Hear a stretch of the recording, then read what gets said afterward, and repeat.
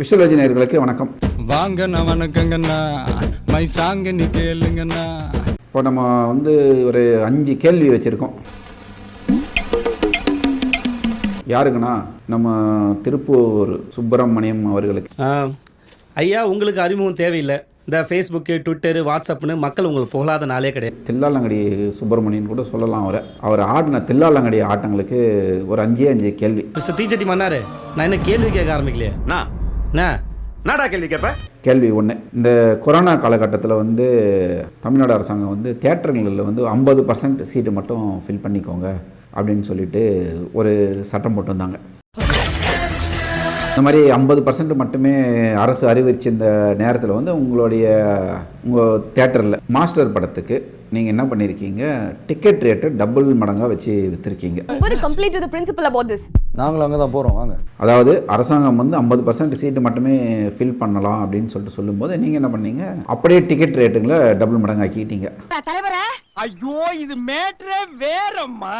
இந்த விஷயத்தை பத்திரிக்கைக்காரங்க கிட்ட கேட்கும்போது நீங்கள் ஒரு செம்ம நக்கலாக ஒரு பதில் சொல்லியிருக்கீங்க. பாருங்கள், உங்களை மாதிரி ஒரு அதிபதி செலுத்தாமல் இந்த மாதிரி பதில் யாராலையும் சொல்லியிருக்க முடியாது. அது என்ன சொன்னீங்க? என்ன சொல்லியிருக்கீங்கன்னா, தேட்டருக்கு வரவங்க கையில் எடுத்துன்னு வர ஹேண்ட் பேக்கை பக்கத்து சீட்டில் வச்சுருவாங்க. ஒரு நக்கலான பதில் இந்த மாதிரி சொல்லியிருக்கீங்க. அப்போது நீங்கள் தேட்டரில் 50% சீட்டு மட்டும் அரசாங்கம் சொல்லிச்சா, இல்லை டிக்கெட்டை 2 மடங்காக போட்டு கொள்ளடிங்கன்னு சொல்லிட்டு அரசாங்கம் சொல்லிச்சா? எனக்கு உன் மேல சந்தேகமா இருக்கு. இதுக்கு நீங்கள் தான் பதில் சொல்லணும். கேள்வி நம்பர் 2, இது என்னன்னு பார்த்தீங்கன்னா, நம்ம சன்னிதிவேல் நடித்து ஹிந்தியில் வெளிவந்த கதர் 2 படம். திருப்பூரில் வட மாநில தொழிலாளர்கள் நிறைய இருக்கிறாங்க அப்படின்றதுக்காக நீங்கள் என்ன பண்ணியிருக்கீங்க, இந்த கதர் படத்தை நைட்டு 1:30 மணி ஷோவுக்கு ஆன்லைனில் புக்கிங் ஓப்பன் பண்ணியிருக்கீங்க. நீங்கள் அந்த மாதிரி ஆன்லைனில் ஓப்பன் பண்ணும்போது நம்ம சினிமா விமர்சகர் திரு புலுசட்டை மாறன் அவர்கள் ஒரு ட்விட்டு போட்டுருக்காரு. இது அரசாங்கத்தின் அனுமதியோடு நடக்குதா, அனுமதி இல்லாமல் நடக்குதான்ற மாதிரி அவர் கேள்வி கேட்டு ட்வீட் பண்ண உடனே நீங்கள் என்ன பண்ணீங்க, பயந்து போய் இந்த டிக்கெட்டை 1:30 மணி ஷோவை கேன்சல் பண்ணியிருக்கீங்க.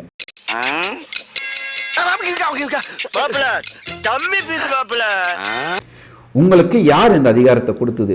ஏன்னா இங்கே தமிழ்நாட்டில் ரொம்ப நாளாகவே ஒரு விஜய் படமாகட்டும், ரஜினி படமாகட்டும், அஜித் படமாகட்டும், இவங்களுக்கு ஒரு ஸ்பெஷல் ஷோ கிடைக்காமலே ரொம்ப போராடிக்கிட்டு இருக்காங்க. ஒரு அதிகாலை 4 மணி ஷோவே கிடைக்க மாட்டேங்குது அவங்களுக்கு. அரசாங்கம் என்ன சொல்லுது, நான் 9 மணி தான் டைம் கொடுத்துருன்னா 9 மணி தான் நீங்கள் ஓப்பன் பண்ணணும்னு தெளிவாக சொல்லும்போது, நீங்கள் யாருடைய தைரியத்தில், எந்த தைரியத்தில் இந்த மாதிரியான ஒரு திருட்டு வேலையை 1:30 மணிக்கு ஓப்பன் பண்ணீங்க? இது ஒரு ஃப்ராடுத்தனம் இல்லையா திருப்பூர் சுப்பிரமணியம் அவர்களே? சார் ஒரு கேன, இது ஒரு பெரிய ஃப்ராடுத்தனம். இதுக்கும் நீங்கள் பதில் சொல்லி ஆகணும். 3வது கேள்வி, சூர்யா நடித்த சூரரை போற்று, நமக்கு பொன்மகள் வந்தால், ஜெய்பீம், இந்த மாதிரியான படங்களெல்லாம் ஓடிடிக்கு வரும்போது வானத்துக்கும் பூமிக்கும் குதியோன்னு குதிச்சிங்க. அதை வேற ஞாபகப்படுத்திட்டீங்க.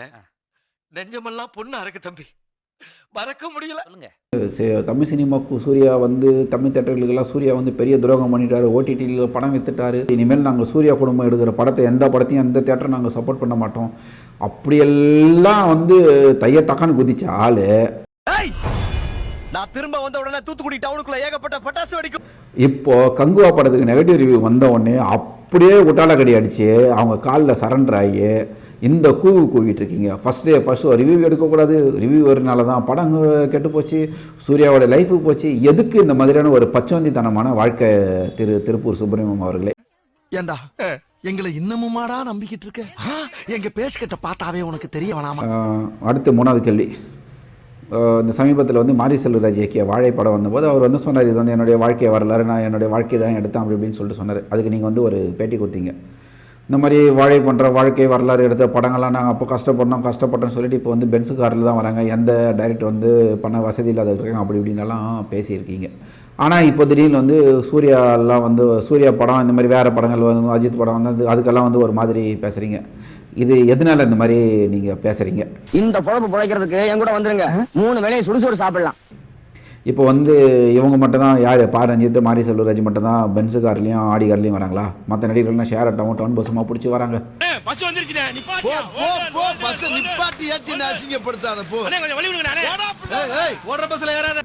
இந்த மாதிரி கிறுக்குத்தனமாலாம் நீங்கள் பேட்டி கொடுத்துட்டு திடீர்னு காணாமல் போயிடுறீங்க. இது அதனால் இப்போ இந்த மாதிரிலாம் பேசி நீங்கள் அரசியல் பண்ணணும்னு சொல்லிட்டு ஆசைப்படுறீங்க, இல்லை உங்கள் தியேட்டருக்கு கூட்டம் வந்துடும்னு சொல்லிட்டு நினைக்கிறீங்களா? என்ன தான் மனசில் நினச்சிக்கிட்டு இருக்கீங்க? ரொம்ப திட்டவும் முடியல. ஒரு அளவுக்கு மேலே வேணால் வேறு ஏதாவது வார்த்தையை பேசி விட்டுருமோன்னு வேற பயமாக இருக்குது. வந்து மக்கள் தெளிவானவங்கன்னு சொல்லிட்டு தெரிஞ்சுக்குவாங்க.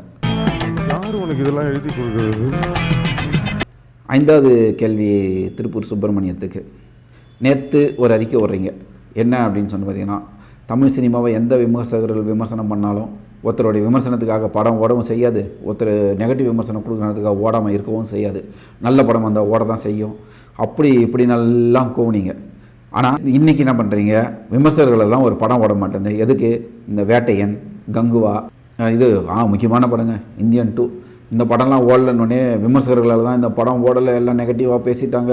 ஃபஸ்ட்டு ஷோ வந்து பேன் பண்ணணும், அப்படி பண்ணணும், இப்படி பண்ணணும், என்ன பல்ட்டி அடிச்சு திருப்பூர்லேருந்து சென்னையில் வந்து குதிச்சு என்னென்னவோ பண்ணீங்க. கடைசியில் அது வந்து ஃபஸ்ட் ரிவ்யூ எடுக்க விடாமலாம் பண்ணீங்க.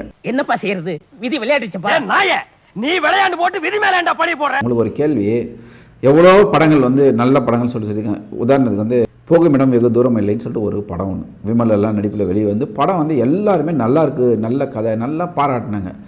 ஆனால் அந்த படத்தை தேட்டர் விட்டு தூக்கும்போது எதுக்கு தேட்டர் அடுத்த வாரமே அந்த படத்தை தேட்டர் விட்டு தூக்கிட்டாங்க. வேறு ஒரு படம் வந்து பெரிய படம் வந்து இந்த படத்தெல்லாம் எடுங்கன்னு சொல்லி அன்றைக்கி எங்கே போனீங்க திருப்பூர் சுப்பிரமணியம் அவர்களே? ஃபஸ்ட்டு அவங்க வந்து படம் நல்லா ஓடுது, ரிவ்யூ பண்ணாத ஓடும் அப்படின்னு சொல்லிட்டு சொன்னீங்களே, எங்கே போச்சு உங்களுடைய கோபமெல்லாம்? எங்கே போச்சு அந்த படத்தை ஓட வைக்கிறது? இந்த கேள்வி நீங்கள் தவிர்க்க வேண்டும். நீங்கள் என்ன பண்ணுறீங்க திருப்பூர் சுப்பிரமணியம் அவர்களே? உங்களுக்கு வேண்டப்பட்டவங்களுடைய படம், உங்கள் சொந்தக்காரங்க படம், இந்த மாதிரி படம் வந்தால் விமர்சனம் பேரில் நீங்கள் நல்லா சொம்படிக்கிறீங்க. உங்களை அடிச்சுக்க முடியாது ஜி, என்ன அடி சிங்கிறீங்களா? எதுக்கு இந்த சொம்படிக்கிற பழப்பு உங்களுக்கு? இதுக்கு ஒரு தெளிவான பதில் சொல்லுங்கள்.